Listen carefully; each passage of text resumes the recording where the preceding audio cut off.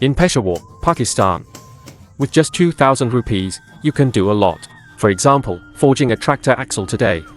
Selecting a batch of high-quality steel. Each bar has the same weight. Placed into the forge for heating. Each bar has a significant weight. You can tell from the worker's strenuous effort. After heating, it is clamped for forging. Workers quickly bring it to the power hammer. Clamp the steel billet tightly and start forging.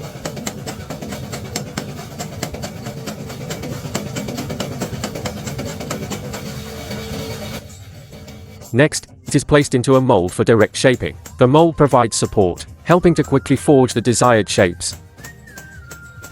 After shaping one end as desired, the steel billet is placed into the next mold. This mold looks like a grinding wheel. The hole in the center perfectly fits the billet. Two workers coordinate to lift the power hammer, increasing forging force. The large hammer starts striking. As the steel is hit hard, many impurities come off. These oxide scales must be quickly cleaned from the mold.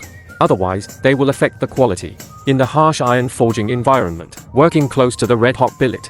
Yet no one wears protective gloves. After all, everyone is only human. Using tools to thin out the steel billet. Just like when you make pancakes.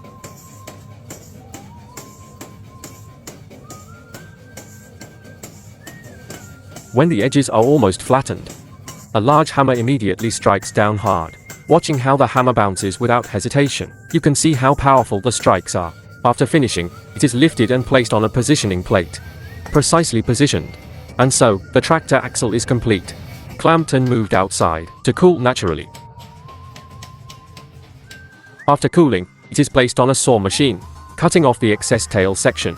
It must be said that the cutting speed of this saw is truly impressive. This large steel bar is split in half with just a few cuts.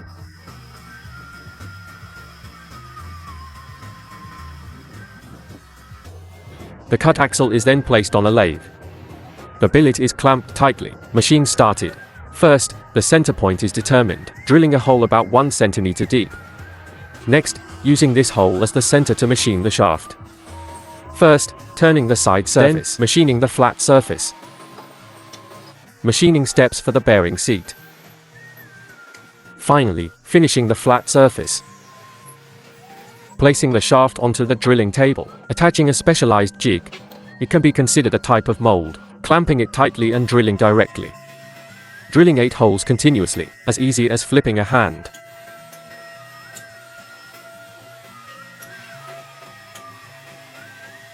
After drilling, placing it onto the lathe, finishing the surface. This workshop is considered one of the top in Peshawar. Just looking at their cutting tools tells you the tools are mounted on a solid base, not something you usually see in small workshops. Oh, I was mistaken. This is actually a CNC lathe. It can automatically change tools. This is definitely top-tier technology in Peshawar.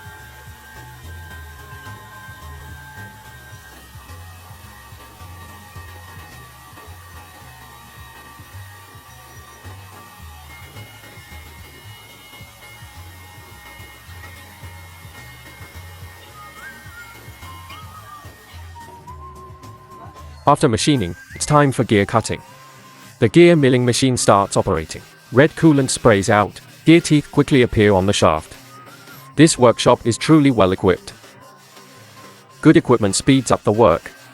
As the saying goes, to do a good job, one must first have good tools. Indeed, the ancients were not wrong.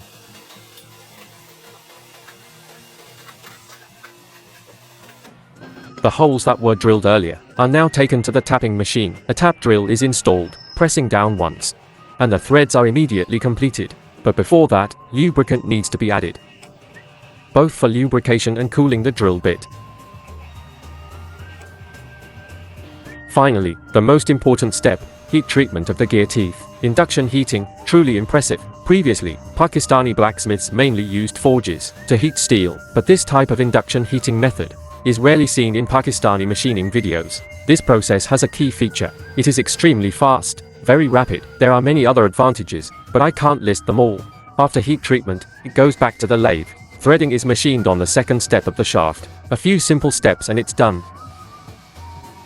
Guys, the tractor axle is completed.